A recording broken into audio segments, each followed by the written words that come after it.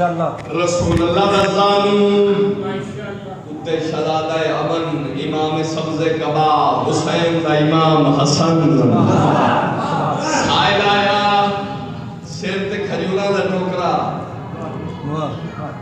नबी ने पेश कीतियां। मेरे आका फरमाया सदका या खून से मौला सदका। नबी फरमाया किले गए हो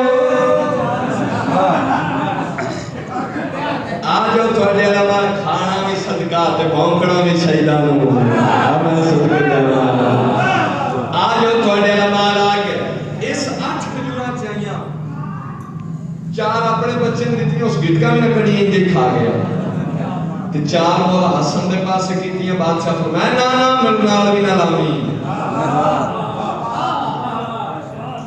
देख के दे मौला मेरा भी बच्चा है ते तुम्हारा भी बच्चा है मेरे बच्चे खजूरा खा दी ने तुम्हारे बच्चे मेरी तौहीन कर दी है। मौला दा नाम बादशाह फरमाया हसन। चलो मैं इत्थे गल रोक के एक जुमला दे के जावा तुहाडे वुसअत रिज़्क़ वास्ते जितने आ बैठे एक जुमला देना। सरकार हसन बादशाह दा लक़ब है अमीर। दिल बोले तो बंदा बोले अमीर लक़ब है तेरे ते मेरे बादशाह दा।